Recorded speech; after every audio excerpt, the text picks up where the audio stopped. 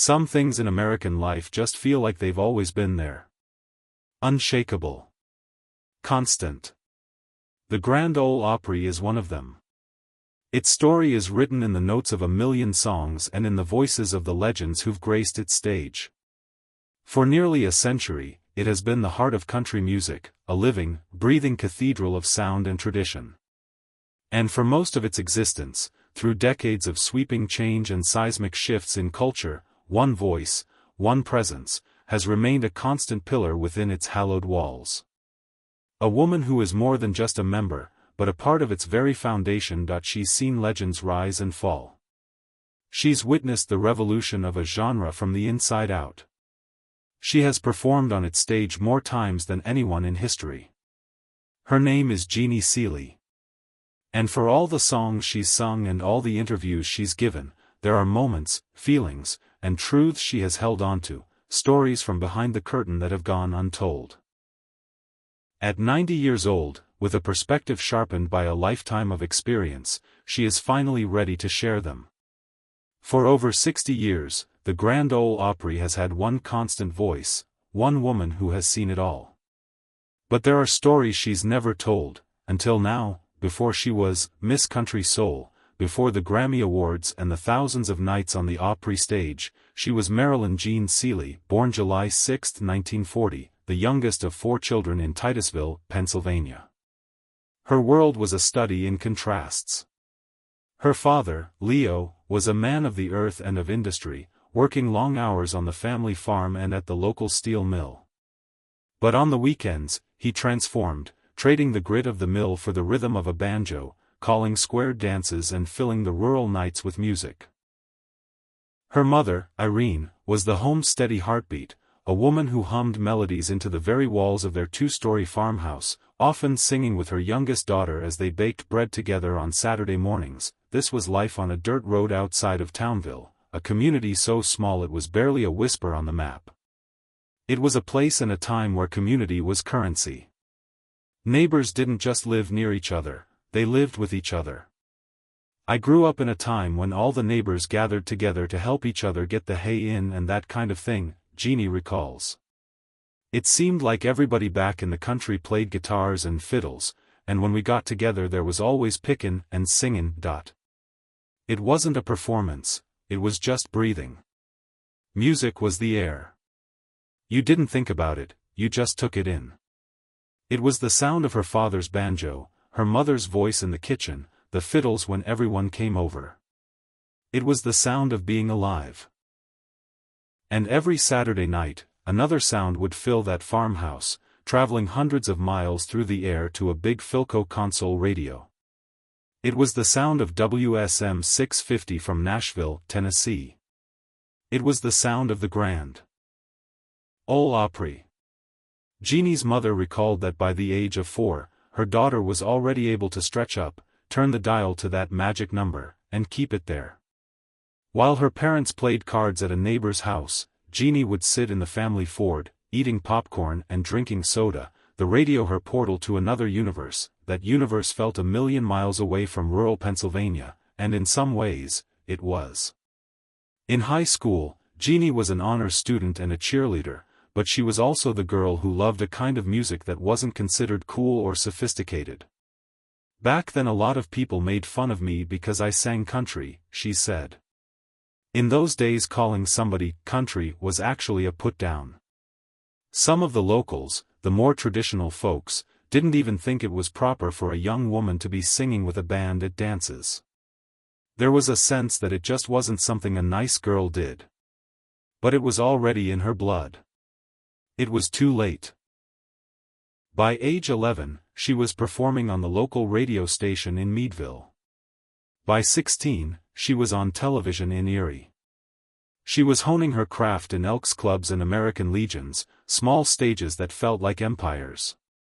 After graduating high school in 1958, she did what was expected. She took a job as a stenographer at the Titusville Trust Company, a respectable path for a young woman of her time. But the music never went quiet. The dream of that other universe, the one she heard through the static of the radio every Saturday night, was only getting louder. At 21, she decided she could no longer ignore it. She packed what she could into her Ford Falcon, shipped the rest to General Delivery, Los Angeles, and drove west, chasing a sound. Los Angeles in the early 1960s was a world away from Townville, Pennsylvania. Jeannie took a job at a bank in Beverly Hills to pay the bills, but her heart was in the music business. She soon left the bank for a secretarial position at Liberty and Imperial Records, taking a pay cut just to be closer to the action. It was there she truly began to cut her teeth, not just as a singer, but as a songwriter. She started writing for 4-Star Music, and soon, her compositions were being noticed. Artists like Dottie West and Connie Smith recorded her early tunes. She became a regular on a local country television show called Hollywood Jamboree, sharing the stage with another unknown hopeful named Glenn Campbell. She was making inroads, even winning a Most Promising Female Artist award in 1964. But California was a stepping stone, not a destination. The real Mecca, the source of that Saturday night radio signal from her childhood, was still calling to her. The voice that urged her to answer that call belonged to one of country music's most legendary songwriters, Hank Cochran. Hank was visiting California and he heard me sing, Jeannie says. He just looked at me and said I needed to be in Nashville. Plain and simple. It wasn't just a suggestion, it was like he was stating a fact I didn't know about myself yet. Another friend, the great Dottie West, told her the same thing. I remember telling Dottie, I don't know enough to go there yet. And she just smiled and said, Jeannie, that's where you go to learn. In 1965, she took the leap. She arrived in Nashville during the annual DJ convention, a whirlwind of music and opportunity. She had $50, her Ford Falcon, and a whole lot of nerve. She found Hank Cochran and told him, well, I'm here. Do you still want to work with me? Cochran saw something in her, a fire, a unique vocal phrasing, an emotional honesty that couldn't be faked. He took her under his wing, but Nashville wasn't an easy town to conquer. Every record label turned her down. Still, her talent was undeniable. Within a month of arriving, Porter Wagoner hired her to replace his longtime partner Norma Jean on his massively popular road show and television program. It was a huge break, placing her in front of millions of country fans every week, but the defining moment, the one that would change everything, came from a song Hank Cochran wrote specifically for her. Hank called me on the phone and performed the first verse for me, she remembers. Just like that, over the phone line. I knew right then and there it was special. He flew to Rochester where I was and played me the rest of it in person. The song was Don't Touch Me. It wasn't just a song about wanting someone, it was about the pain of wanting someone who wasn't there, the ache of unfulfilled passion. It was raw, and it was real. And it was everything she felt. Cochran brought Jeannie to Monument Records, and this time, there was no rejection. They signed her immediately. When Don't Touch Me was released in 1966, it was a sensation. It climbed to number 2 on the country charts and even crossed over to the pop charts. The song was a perfect marriage of vulnerable lyrics and a powerful, soulful delivery that earned Jeannie the nickname that would stick with her for a lifetime, Miss Country Soul. The song's success didn't just put her on the map, it blew the map wide open. In 1967, it earned her a Grammy Award for Best Female Country Vocal Performance. She was only the third woman in country music to ever win one. And with that hit record, the most sacred door in country music finally opened. Her childhood dream was about to become a reality. The Grand Ole Opry was calling, May 28, 1966. For Jeannie Seely, it wasn't just another date on the calendar. It was the night she made her debut on the Grand Ole Opry. The show was still at the Ryman Auditorium, the mother church of country music. It was a building without air conditioning, drafty in the winter, but it was steeped in a magic that was palpable. To step onto that stage was to join a lineage, to stand where Hank Williams, Patsy Cline, and Roy Acuff had stood. She had never even been to the Opry as an audience member until the night she performed on it. I remember feeling every known, from sheer terror to extreme excitement, she says. It's one thing to dream about a place your whole life, listening to it on the radio in the dark. It's another thing entirely to be standing there, under the lights, with those legendary voices all around you. Ernest Tubb was so generous to me that night. He pulled me aside and said, "Miss Jeannie, you're going to be fine on the Opry. Just remember, it's not your show. It's not about you. You're part of something bigger." That was the most important piece of advice I ever got. On the night of her debut, she sang "Don't Touch Me." The performance was a triumph, and it led to more guest appearances. Finally, on September 16, 1967, the invitation she had worked for her entire life arrived. Jeannie Seely was asked to become an official member of the Grand Ole Opry. She became the first and, to this day, only native of Pennsylvania to receive the honor. Her parents traveled down from their farm in Townville to witness the induction, a profoundly emotional night. "When they called my name and inducted me, I just started crying," she recalls. "I couldn't help it. Then the audience wanted an encore, and that was even worse. To look out and see my mother and father, who had heard me singing in the kitchen and supported this wild dream that nobody back home thought was possible, it was overwhelming. The Opry wasn't just a career goal. It was a covenant. It was a way of life. It was coming home." Her induction solidified her place in the Nashville firmament. Her debut album, The Seely Style, soared into the top 10. Hits like "It's Only Love" and "A Wanderin' Man" followed, cementing her status as one of country music's brightest new stars. Her success also led to one of the most beloved partnerships of the era. Through her association with Ernest Tubb, she was paired with fellow Opry member Jack Green. Their first duet, "Wish I Didn't Have to Miss You," became a smash hit in 1969, launching a touring and recording partnership that would last for over a decade. Together, Jack and Jeannie were a powerhouse, selling out venues from Madison Square Garden to London's Wembley Arena and changing the format of country music package shows forever, but it was at the Opry where Jeannie Seely's true legacy was being forged. It was there, behind the red curtain, that she would quietly begin to change the institution itself, challenging its unwritten rules and paving the way for generations of women to come. The world, the Grand Ole Opry of the 1960s was a showcase of stars. But behind the scenes, it was a world governed by tradition and a strict, unspoken code. This was especially true for the female performers. The image was one of gingham dresses and demure respectability.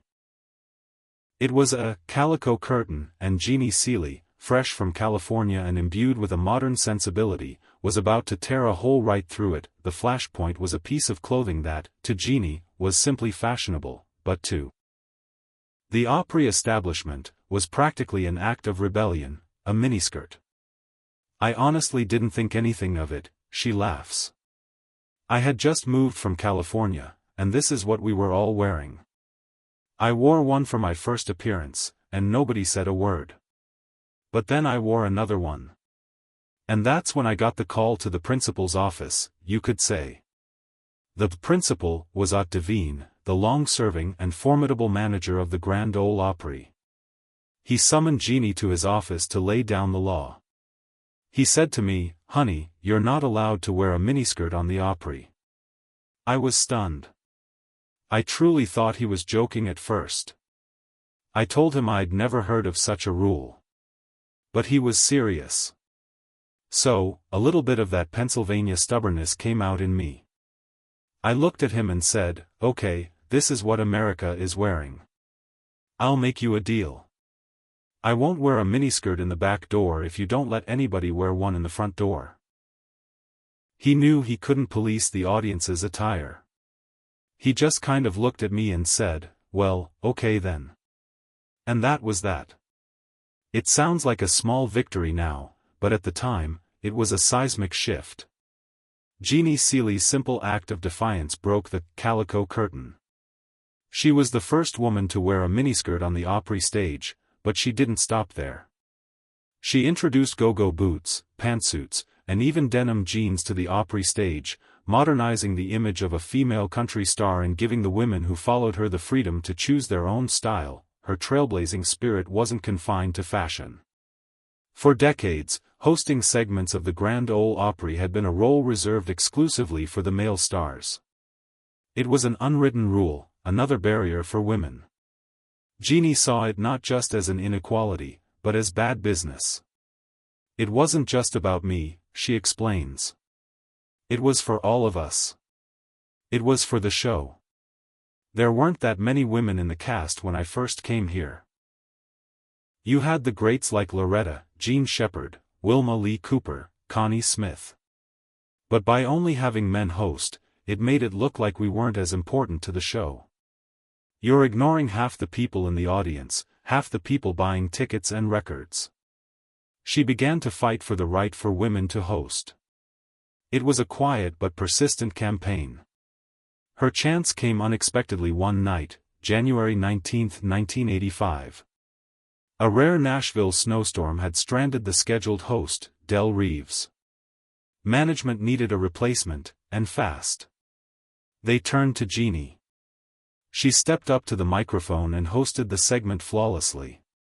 That night, she didn't just fill in, she broke another barrier. She became the first woman to regularly host Opry segments, a role she has embraced with her signature wit and warmth ever since. These public victories were monumental, but some of her most cherished memories are from the more private moments. People might imagine rivalries and competition, but it was the exact opposite, she insists. In that little room, we were a family. We were sisters. We shared makeup, we shared secrets, we shared our struggles and our triumphs. When I first came to the Opry, I remember walking in and Loretta Lynn was sitting on a bench. She just patted the spot right next to her and said, "Come sit down and talk to me, I want to know you better." She listened to me, and then she patted my leg and said, "You're gonna be great. They're gonna love you because I can tell you love it." That kind of camaraderie, that support, that was the real magic of the Opry. It's this deep love for the institution and its people that has defined her nearly 6-decade tenure. She has seen the Opry change, and she has welcomed it. Change is difficult in any case, that's just human nature, she reflects. But with something that is loved as much as the Grand Ole Opry, everybody loves it so much they are afraid somebody is gonna spoil it. But every generation needs to bring their own music with them. I would hate to have missed out on songs like Martina McBride's Independence Day, or Tim McGraw's Live Like You Were Dying. Those are great, important songs. To say Jeannie Seely is a fixture at the Grand Ole Opry is a profound understatement. She is its most dedicated and prolific member. She holds the all-time record for the most performances on the Opry stage, with the number climbing well past 5,300. Following her 5,381st performance in September 2024, the Jeannie Seely Interchange was officially dedicated at the Briley Parkway exit to the Grand Ole Opry House. It's a record built not on obligation, but on unwavering love and commitment. For many years, Opry rules required members to perform on at least 26 Saturday nights a year, a commitment that meant giving up lucrative road dates. Many artists left. Jeannie Seely stayed. It was difficult, yes. You were giving up money on the road, she admits. But I had to look at what was most important to me. I'm not a material person. My idea of success is being able to do what you want to do, the way you want to do it. The Opry is a way of life, my way of life, and I wouldn't have it any other way. This is where my heart is. That dedication has been tested. In 2010, when a devastating flood inundated Nashville, it ravaged both the Opry house and Jeannie's own home. Yet, for the very first show back, there was Jeannie, on stage, performing in borrowed clothes, a symbol of resilience for the entire city.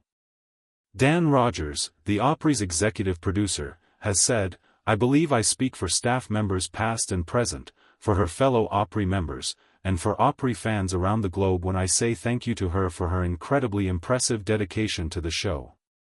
Her role has evolved from trailblazing newcomer to beloved matriarch. She has become a mentor and a champion for new talent. Somebody held it together for years so that I could be here, she says. I need to do that for others.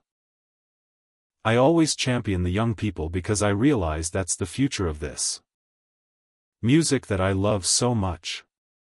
And they inspire me. Her influence is literally written on the map of Nashville.